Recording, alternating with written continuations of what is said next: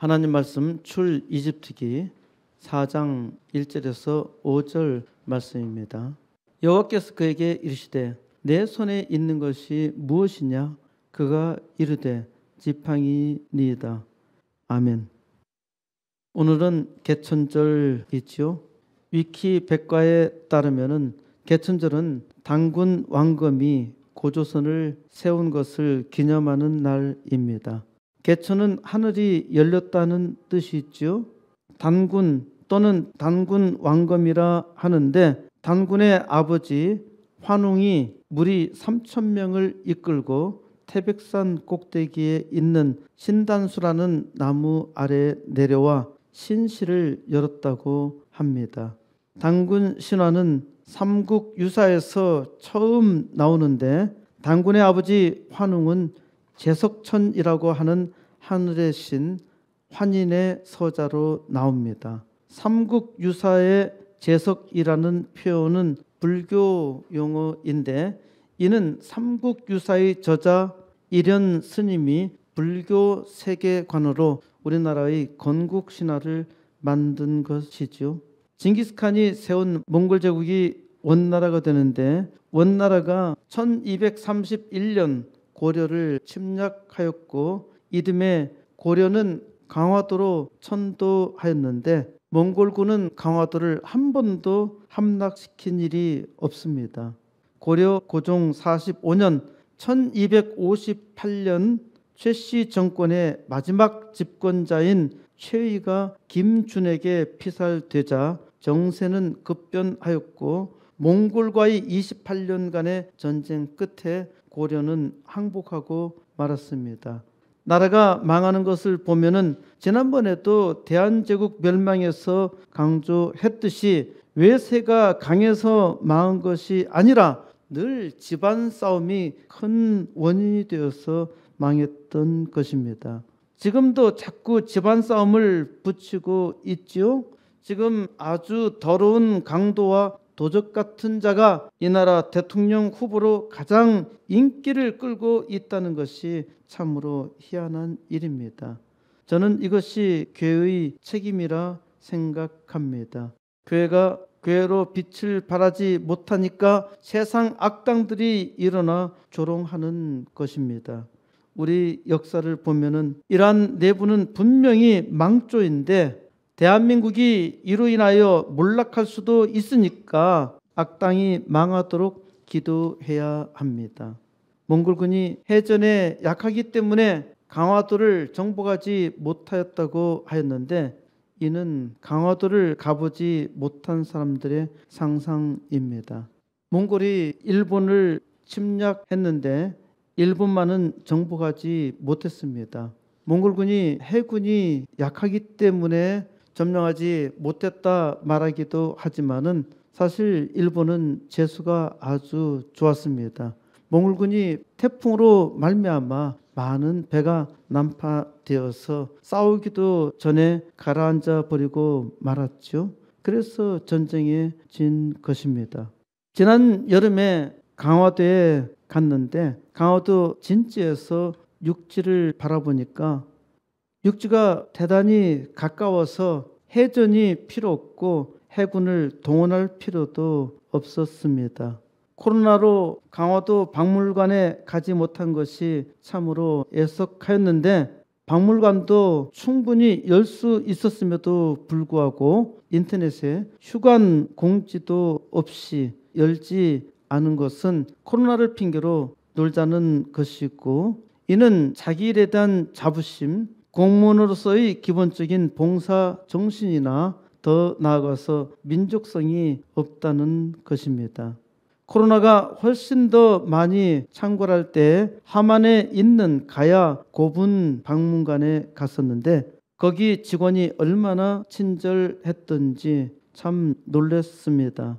강화도의 해안 방어 진지로 강화 5진 7보 53돈대가 있는데 이는 모두 조선시대 방어 진지로 소개되어 있었고요. 고려시대 몽골군에 대해서 진지를 어떻게 구축했는가 하는 자료를 알 수가 없어서 참으로 안타까웠습니다.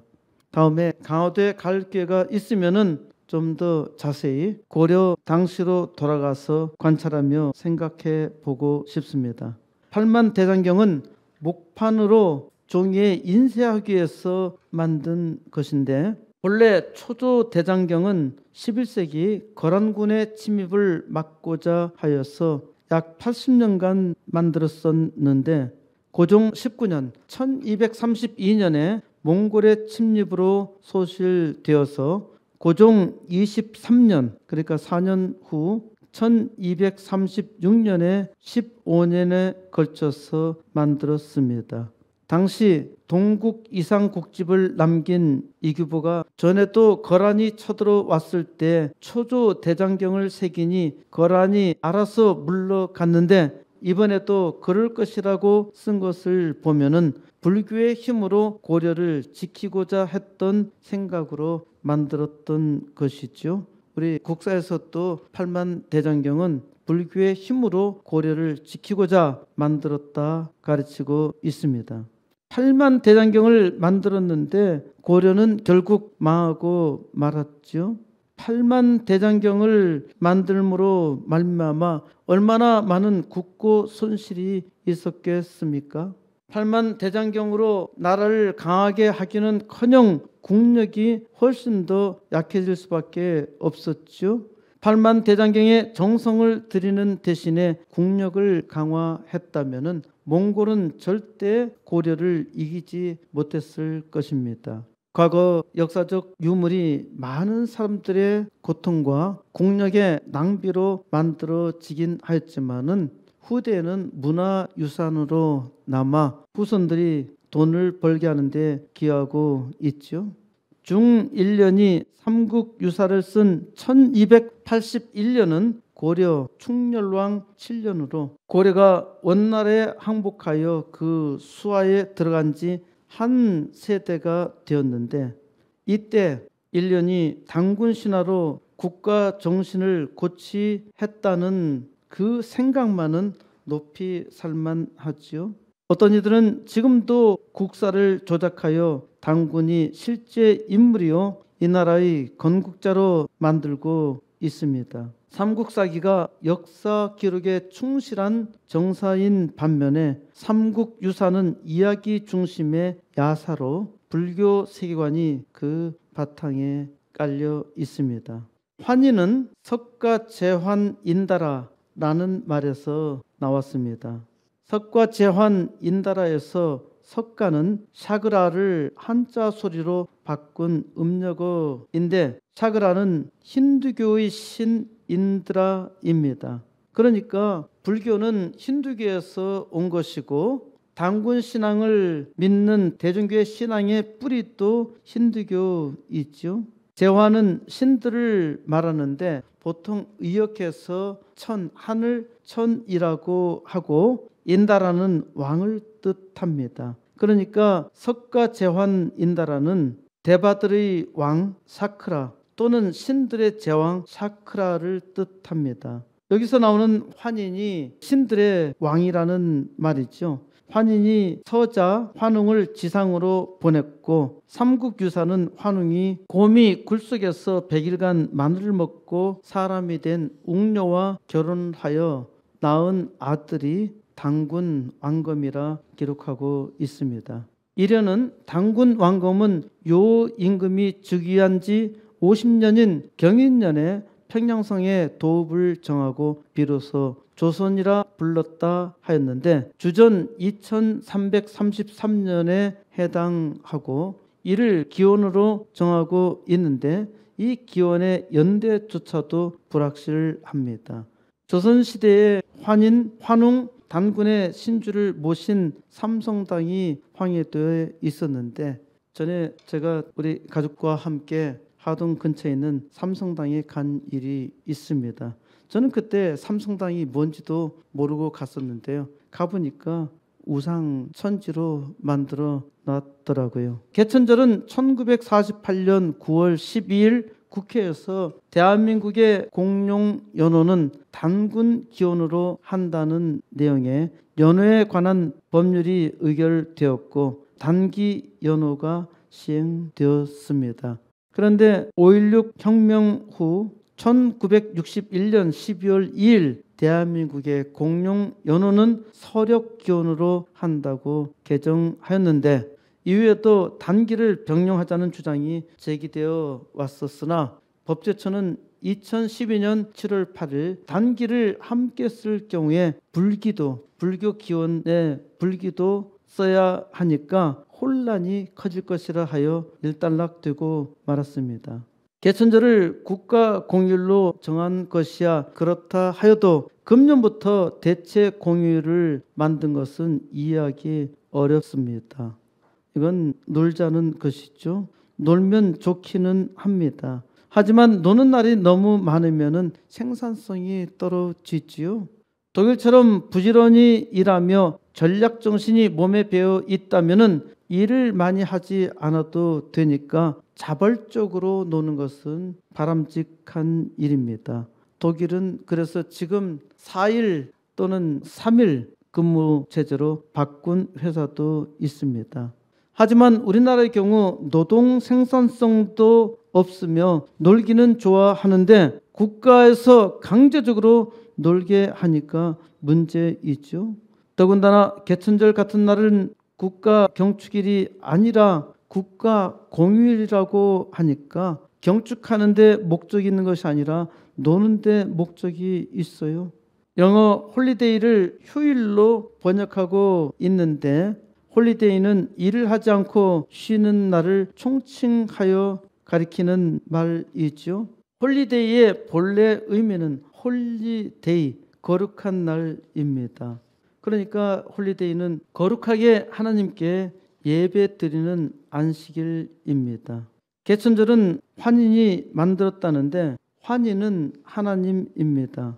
환인을 하나님이라고 하니까 오해할 사람도 있겠는데 잘 들어야 합니다.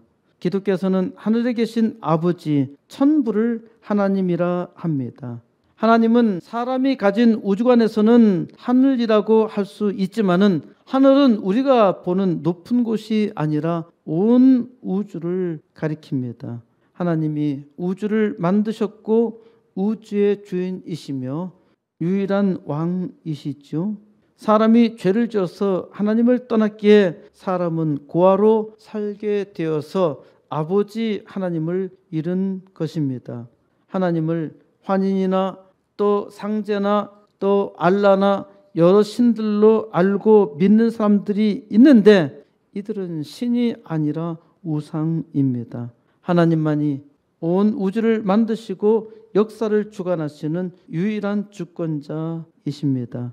하나님은 하나님 자신이 선택한 백성 이스라엘을 통해서 계시하시는데 출이집트 곧 이집트 탈출 역사를 통해서 하나님께서 분명하게 이를 증거하십니다.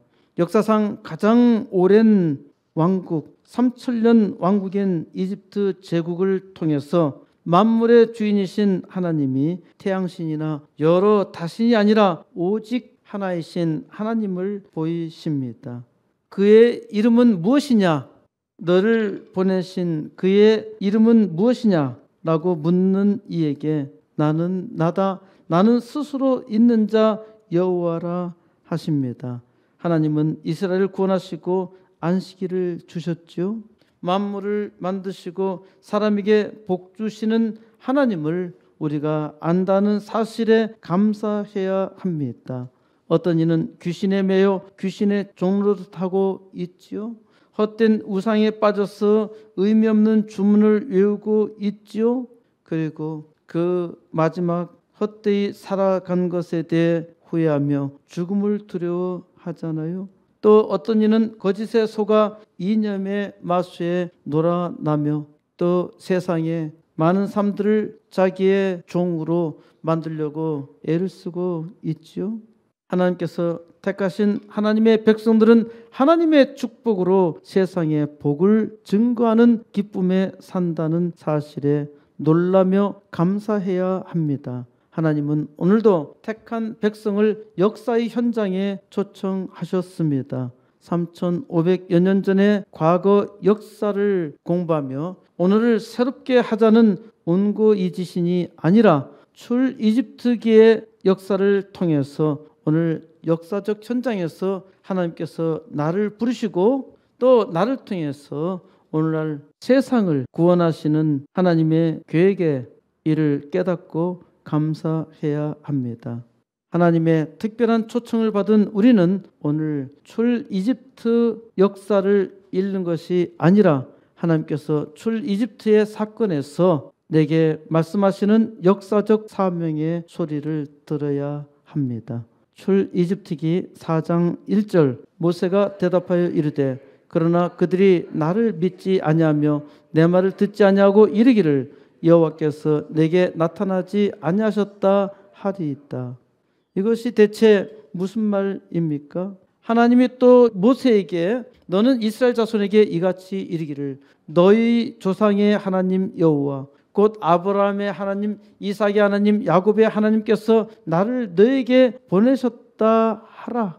내가 너희를 이집트의 고난 중에서 인도하여 젖과 꿀이 흐르는 땅 곧 가나안 족속, 히타이트 족속, 아모리 족속, 브리스 족속, 히 족속, 여부스 족속의 땅으로 올라가게 하리라 하셨다 하면 그들이 내 말을 들으리라 하셨는데 모세는 어림도 없다 말씀드리는 것입니다. 하나님이 모세에게 너는 내 백성에게 가서 내가 너희를 이집트 제국에서 이끌어낼 것이야.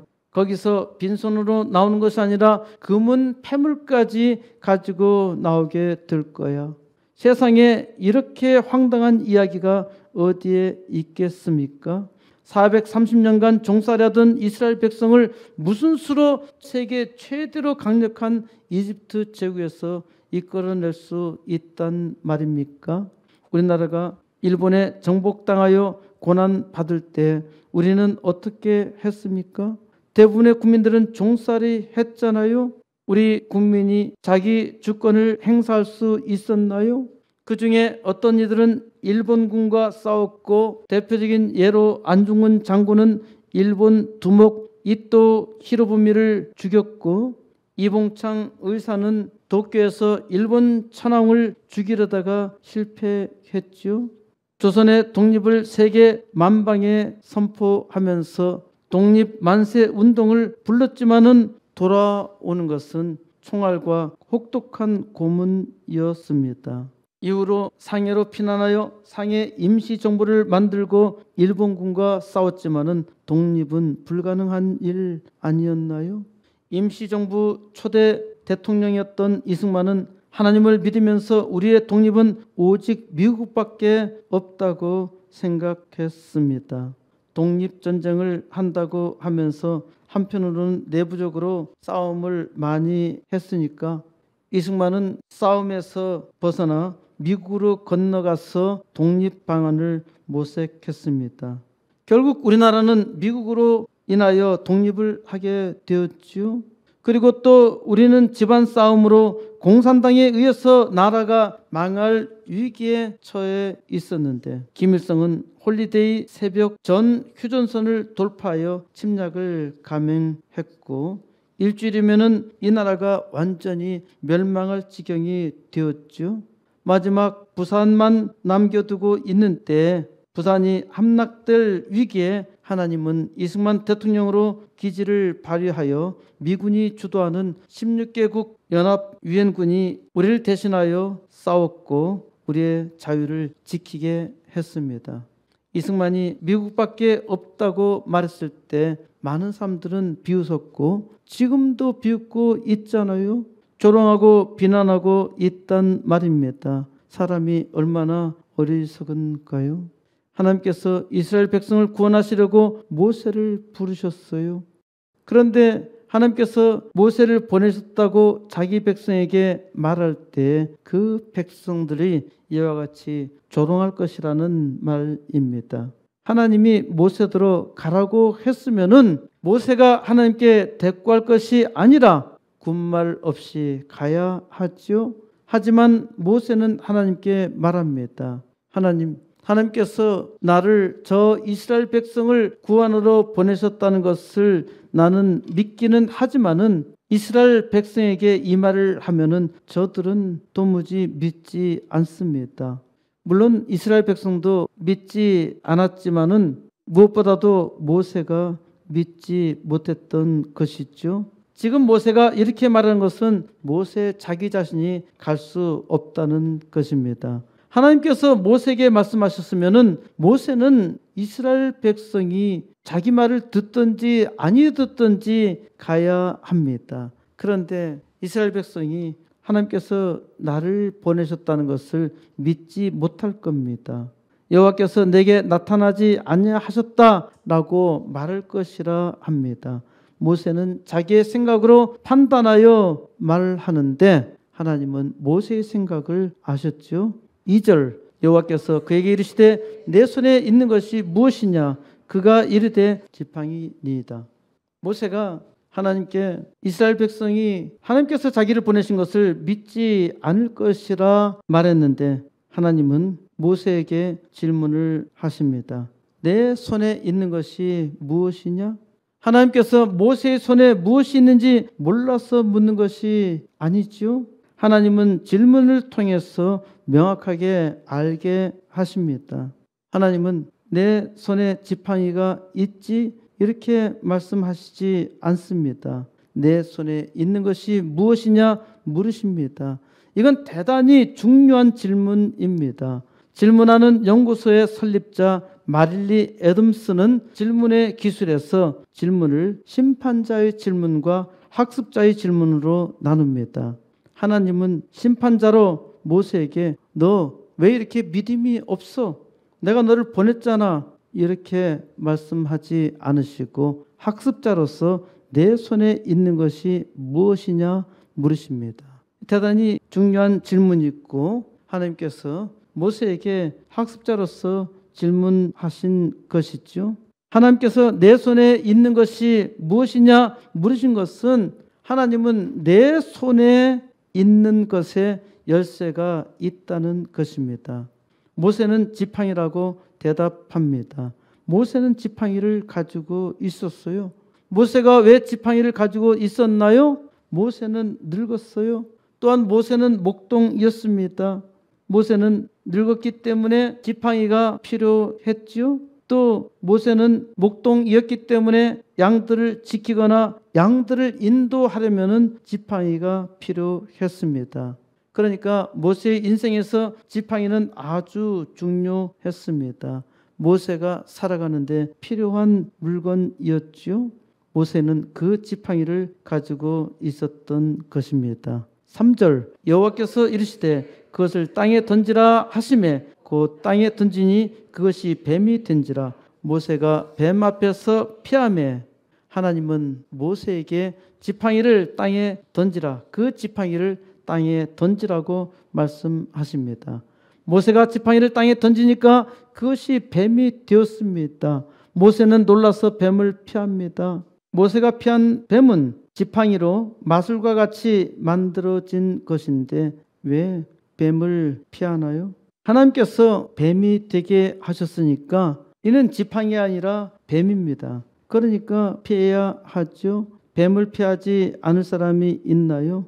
4절 여호와께서 모세에게 이르시되 내 손을 내밀어 그 꼬리를 잡으라. 그가 손을 내밀어 그것을 잡으니 그의 손에서 지팡이가 된지라. 모세가 뱀이 무서워 피했는데 하나님께서 모세에게 내 손을 내밀어 그 꼬리를 잡으라 말씀하십니다. 모세가 손을 내밀어 뱀을 잡으니까 그의 손에서 다시 지팡이가 되었습니다. 모세가 하나님의 말씀대로 하니까 놀라운 일이 일어났지요. 뱀이 다시 지팡이가 된 것입니다. 5절 이는 그들에게 그들의 조상의 하나님 곧 아브라함의 하나님 이삭의 하나님 야곱의 하나님 여호와가 내게 나타난 줄을 믿게 하려 함이라 하시고 하나님께서 모세에게 지팡이로 뱀이 되게 하신 표적을 보이신 것은 이스라엘의 조상의 하나님 곧 아브라함의 하나님 이삭의 하나님 야곱의 하나님 여호와가 모세에게 나타난 줄을 믿게 하신 것이죠. 하나님께서 하나님의 백성에게 표적을 보이신 것은 사람들로 하여금 하나님께서 보내셨음을 믿게 하시는 것입니다. 6절 여호와께서 또 그에게 이르시되 내 손을 품에 넣으라 하시매 그가 손을 품에 넣었다가 내어보니 그의 손에 문둥병이 생겨 눈같이 된지라. 이르시되 내 손을 다시 품에 넣으라 하시매 그가 다시 손을 품에 넣었다가 내어보니 그의 손이 본래의 살로 되돌아왔더라. 여호와께서 이르시되 만일 그들이 너를 믿지 아니하며 그 처음 표적의 표징을 받지 아니하여도 나중 표적의 표징은 믿으리라. 하나님은 모세에게 손을 품에 넣으라 하십니다. 하나님의 말씀대로 품에 손을 넣었더니 그 손에 문둥병이 생겼습니다. 다시 내 손을 품에 넣으라 하심에 모세가 다시 손을 품에 넣었더니 그 손이 다시 본래 살로 돌아왔습니다. 하나님께서 말씀하십니다. 처음 뱀의 표적은 믿지 않았도 두 번째 문둥병 표적은 믿을 것이라 하십니다.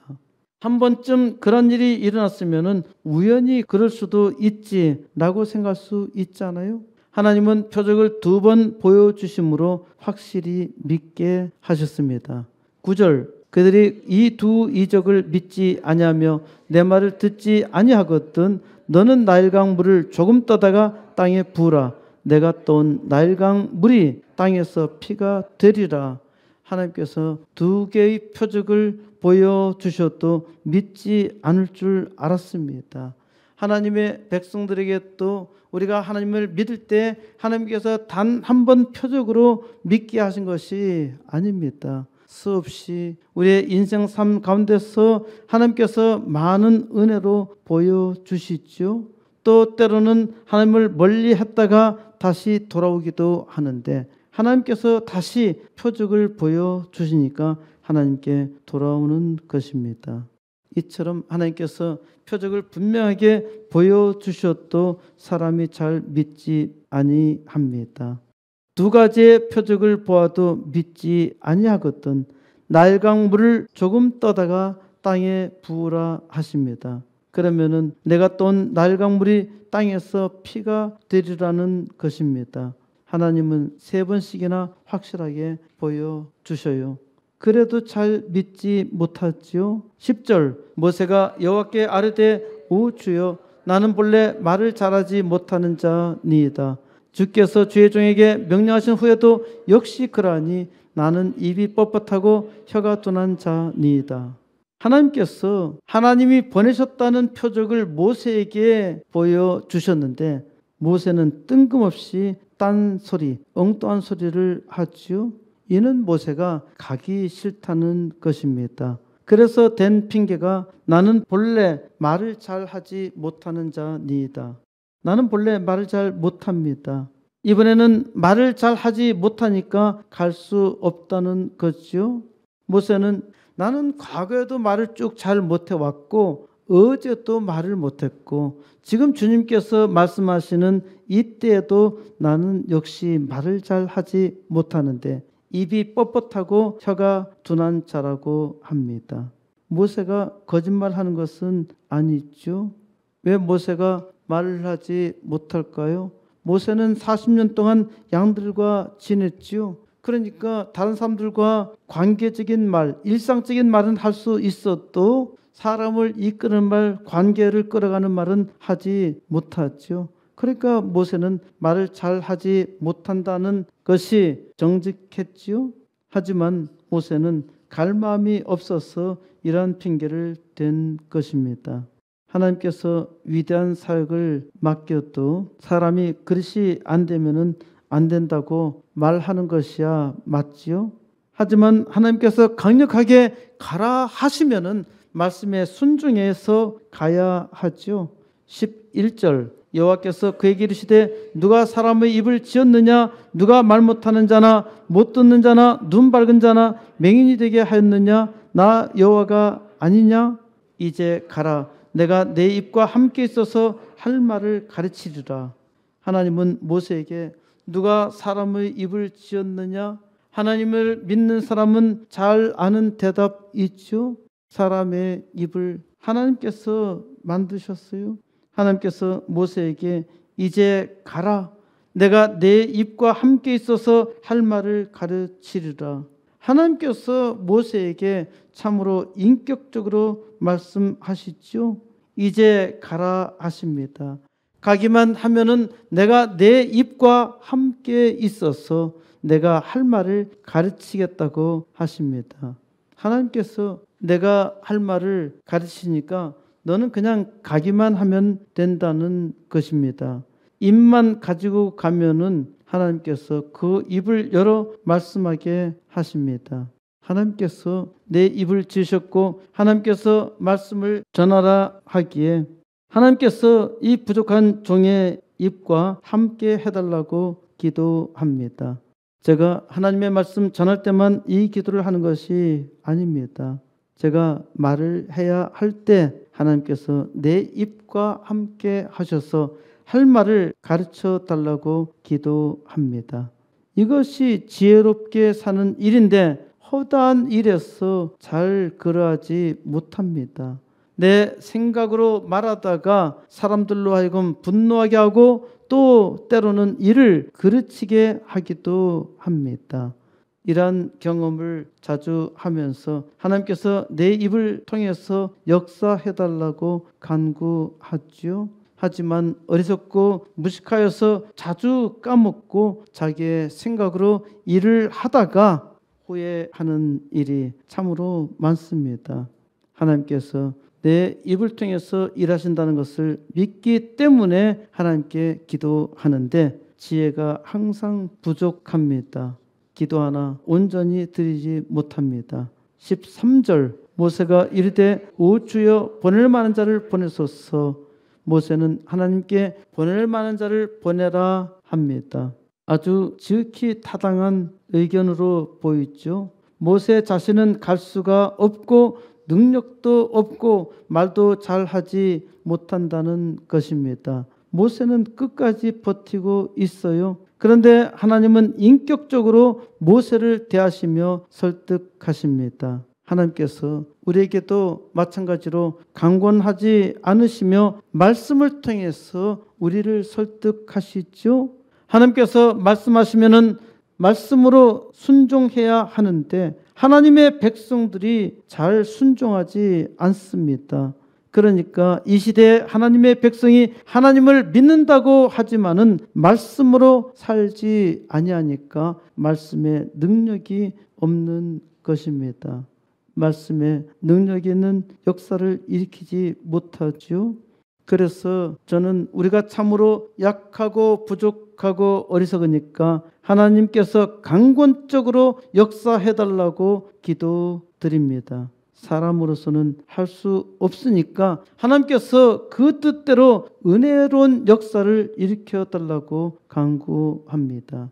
이 시대에 교회 부흥의 역사가 일어나야 해요. 사람의 힘과 능력으로는 할 수 없어요. 하나님께서 개입하시고 하나님께서 주관해 주셔야만 할 수 있지요. 어떻게 사람이 80개 개축교회 2개 학교를 세울 수 있나요? 하나님께서 주셔야 할 수 있는 일이고 아무리 이야기해도 사람은 잘 듣지 못합니다. 하나님께서 들리게 해 주셔야 해요. 하나님께서 감동시켜 주시고 하나님께서 감동으로 바꾸어 주셔야 합니다. 그래서 기도합니다. 기도할 때 하나님께서 은혜 주시고 기도를 통해서 하나님께서 강권적으로 하나님의 뜻을 나타내시고 바꾸시며 일하게 하십니다.